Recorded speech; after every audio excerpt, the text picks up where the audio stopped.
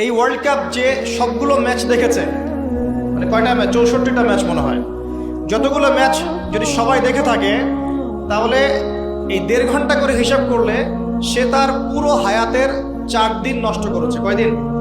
4 দিন। শুধুমাত্র একটা ওয়ার্ল্ড কাপ তোমার জীবনের 4 দিন নষ্ট করে ফেলেছে। মানে তোমার হায়াত যদি হয় 30 দিন, তোমার হায়াত এখন আছে 26 দিন। ভয়ঙ্কর না বিষয়টা? যদি হায়াত হয়ে থাকে এখন বাকি থাকে 30 দিন, এখন বাকি আছে তোমার 26 দিন। 4 দিন চলে গেছে, টের পাও নাই তুমি। আর 100 জন মানুষ যদি 4 দিন করে হায়াত হারায়, তাহলে 100 জন মানুষের 400 দিন তারা শেষ করে ফেলেছে। 1000 জনের 4000 দিন, 1 লক্ষ জনের 4 লক্ষ দিন, 1 কোটি মানুষের 4 কোটি দিন। পুরো বিশ্ব থেকে এরকম কোটি কোটি দিন, বছর তারা নিয়ে নিয়েছে একটা ওয়ার্ল্ড কাপ দিয়ে। আল্লাহ পাক আমাদেরকে পাঠিয়েছিলেন কেন? আল্লাহর ইবাদত করার জন্য। শুধু ইবাদত নয়, আমাদের আরো একটা দায়িত্ব আছে। ওই দায়িত্বটার সাথে ওদের এই চক্রান্তগুলো সম্পর্কিত। দায়িত্বটাকে বলে নেই।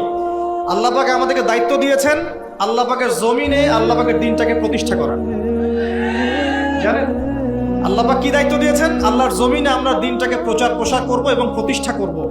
আল্লাহ পাক বলছেন, কুনতুম খায়রা উম্মাহ, তোমরা হচ্ছে শ্রেষ্ঠ জাতি। কারা তোমরা? মানে আমরা। তোমরা মানে কারা? এই উম্মতে মুহাম্মাদি, তোমরা হচ্ছে শ্রেষ্ঠ জাতি। খায়রা উম্মাহ উখরিজাত লিন-নাস, তোমাদেরকে বের করা হয়েছে মানব জাতির কল্যাণের জন্য। তোমাদের দায়িত্ব 3টা। 1, তা'মুরুনা বিল মা'রুফ, তোমরা সৎ কাজে আদেশ করবে। 2, ওয়া তানহাউনা আনিল মুনকার, তোমরা অসৎ কাজে নিষেধ করবে। 3, ওয়া তু'মিনুনা বিল্লাহ, তোমরা আল্লাহর প্রতি ঈমান রাখবে। তো আল্লাহ পাক বলছেন আমাদের কাজ সৎ কাজে আদেশ করা, অসৎ কাজে নিষেধ করা, আল্লাহর প্রতি ঈমান আনা। আর সূরা মুহাম্মদ আল্লাহ পাক বলছেন, ইন তানসুরুল্লাহ ইয়ানসুরকুম, তোমরা যদি আল্লাহকে সাহায্য করো তবেই আল্লাহ পাক তোমাদেরকে সাহায্য করবে। আর সূরা সফে আল্লাহ পাক বলছেন, হুয়াল্লাযী আরসালা রাসূলাহু বিল হুদা ওয়া দীনিল হক লিইয়ুযহিরাহু আলা দ্বীনি কুল্লি।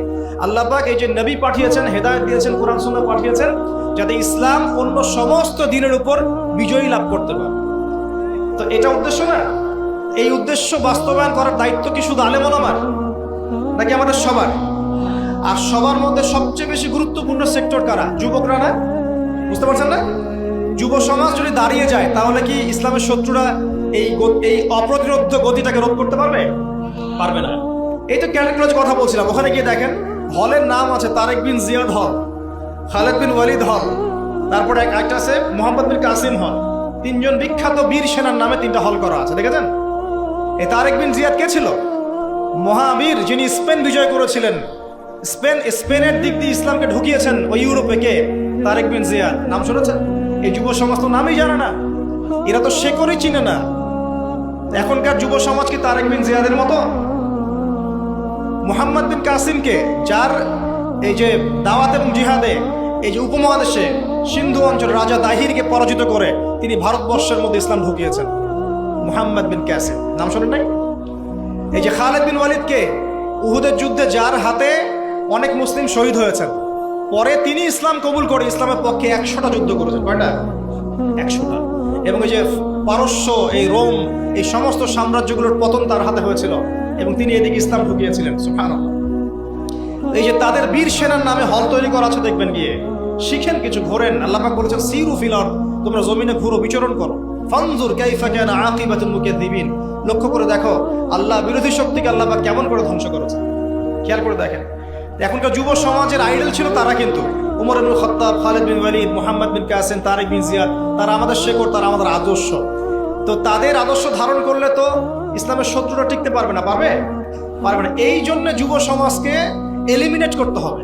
যুব সমাজকে যদি এমন কিছুতে প্রলুব্ধ করে রাখা যায় যে তারা তাদের জীবনের উদ্দেশ্যটা হারিয়ে ফেলে, তাহলে মুসলিমরা দুর্বল হয়ে যাবে।